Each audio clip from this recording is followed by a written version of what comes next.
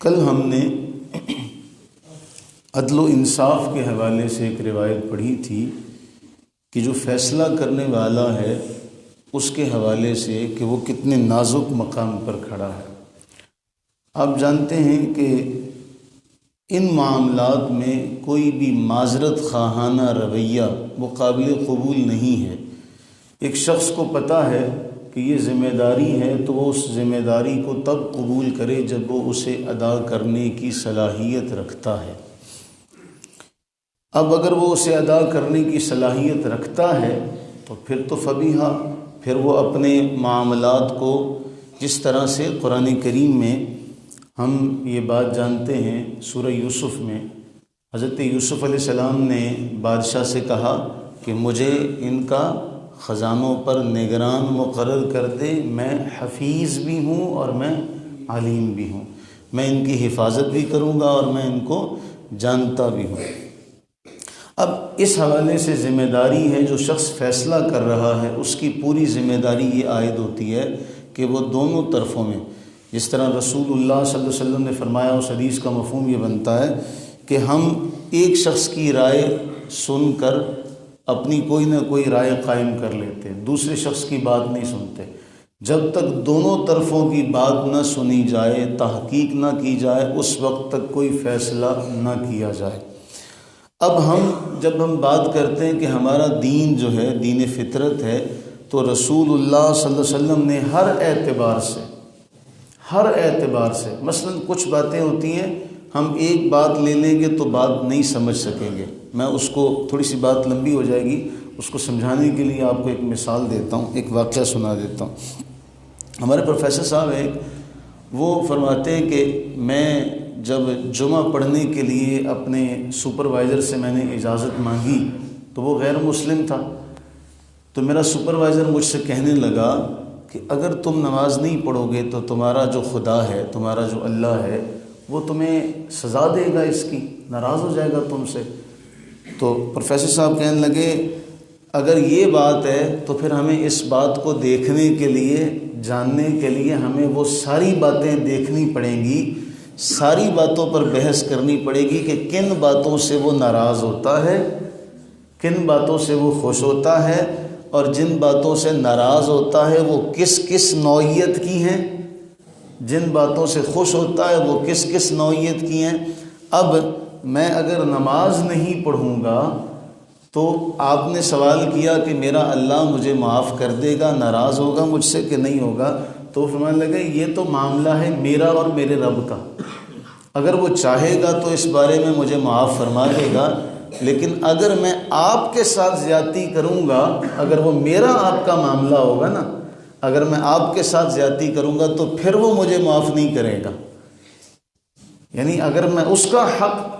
نہیں ادا کروں گا تو پھر تو اس کا اور میرا معاملہ ہے، میرا اور اس کا ذاتی معاملہ ہے، وہ چاہے گا تو مجھے معاف کر دے گا، لیکن اگر میں اس کے بندوں کے ساتھ، آپ کے ساتھ بھی زیادتی کروں گا تو پھر وہ اس کو ذاتی طور پر لے لے گا، پھر وہ اس کو معاف نہیں کرے گا۔ تو اب وہ پروفیسر صاحب بڑا کہتے ہیں جی، وہ سپروائزر بڑا ایک شدید خواہش کا اظہار اس نے کیا کہ مجھے اس کے بارے میں بتاؤ۔ تو ہمیں یہ بھی جاننا پڑے گا کہ جب ہم دین کے بارے میں بات کرتے ہیں تو رسول اللہ صلی اللہ علیہ وسلم نے کس کس معاملے سے ایک پہلو کو رکھا۔ مثلا اس حوالے سے جہاں فیصلہ کرنے والے کی ذمہ داری یہ بیان کی گئی، جس طرح ہم نے کل کی روایت پڑھی کہ اسے فرشتہ جہنم کے گڑھے کے کنارے لا کر کھڑا کرے گا، حکم کا انتظار کرے گا کہ یہ جنتی ہے یا یہ جہنمی ہے، اگر یہ جہنمی ہوگا تو اسے پھینکا جائے گا، وہ 40 سال تک لڑکتا رہے گا۔ اب اس حوالے سے ظاہر سی بات ہے قاضی کا فیصلہ ہوگا گواہوں کی گواہی پر، تو رسول اللہ صلی اللہ علیہ وسلم نے سارے معاملات کو سمیٹا۔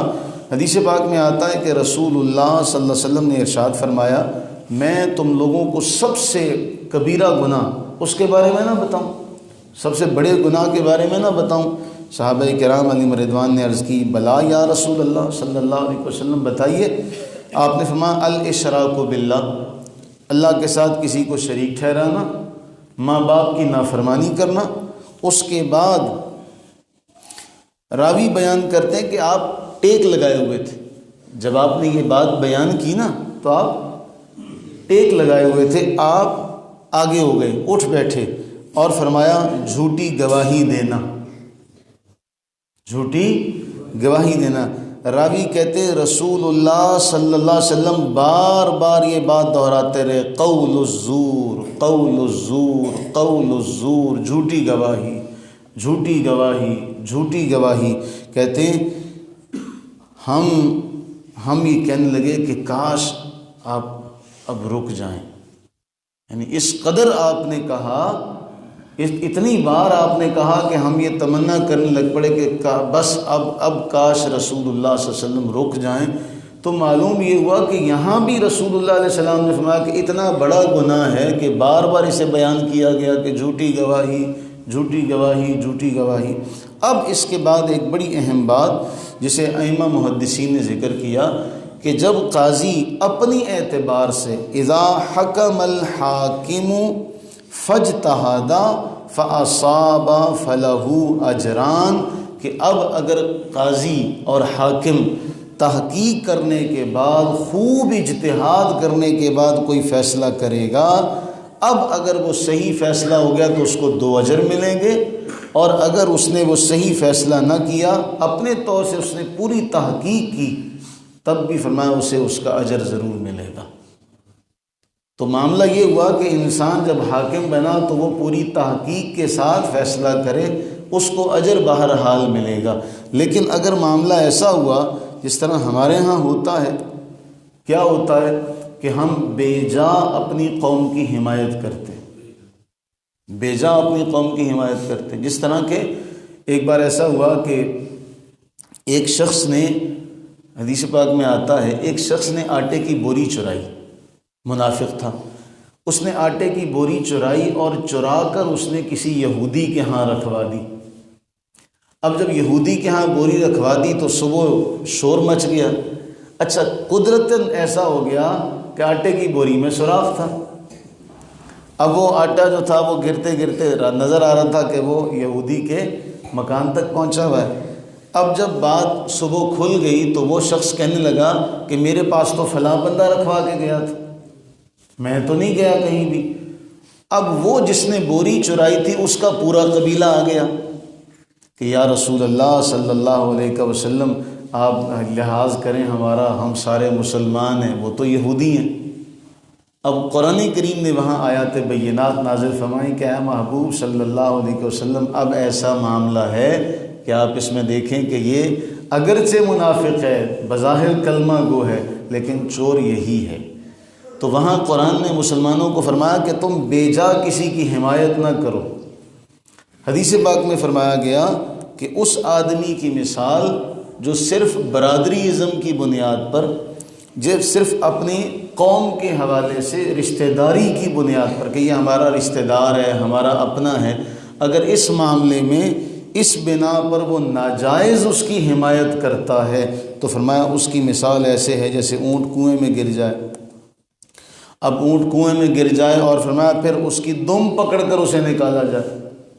تو آپ بھی سمجھتے ہیں یعنی اونٹ تو کنویں میں گر چکا ہے، اب اس گرے ہوئے اونٹ کو جو دم سے پکڑ کر نکالے گا وہ نکال نہیں سکتا۔ تو فرمایا اونٹ کو بچایا نہیں جا سکتا، اور جو اس کا ساتھ دینے والا ہے پھر وہ بھی اسی طرح ہوگا۔ مراد اس سے یہ ہے۔ تو بات سمجھنے کی یہ ہے کہ ہمیں ذمہ داری یہ سونپی گئی کہ اگر کہیں ایسا معاملہ ہو گیا تو تحقیق کرنا یہ ذمہ داری ہے کسی بھی شخص کی۔ اب اس کے ساتھ ایک اور معاملہ آ جاتا ہے، جہاں تک بات ہے ہماری آپس میں صلح کروانے کے لیے، میاں بیوی کے درمیان صلح کرانے کا معاملہ ہے، دو دوستوں کے درمیان صلح کروانے کا معاملہ ہے، تو وہاں ایک اور طرح کی نوعیت ہے جس کا حل علماء نے پیش کیا۔ مثلا زید اور بکر میں لڑائی ہو جاتی ہے، آپ زید اور بکر دونوں کے دوست ہیں، ان دونوں کی آپس میں بات چیت بند ہے، آپ زید سے ملتے ہیں تو زید سے کہتے ہیں یار بکر تیرا حال پوچھ رہا تھا، بکر تیرا حال پوچھ رہا تھا۔ پھر اسی طرح آپ بکر کے پاس جاتے ہیں، اسے کہتے ہیں یار ایک بار زید مجھے ملا تھا، وہ تیرا حال پوچھ رہا تھا۔ اب اس میں آپ کو جھوٹ کا گناہ نہیں ہوگا، اس میں آپ کو اجر ملے گا دونوں کے درمیان صلح کرانے کا۔ اسی طرح میاں بیوی کے بارے میں بھی یہ ہے کہ اگر ان کے درمیان صلح کرانے کے لیے اس طرح کا کوئی معاملہ اختیار کر لیا جائے تو اللہ تعالیٰ اس میں انسان پر اپنی رحمتیں نازل فرمائے گا۔ اللہ سے دعا کریں کہ باری تعالیٰ ہمیں سمجھنے کی اور عمل کی توفیق عطا فرمائے۔ آمین ثم آمین۔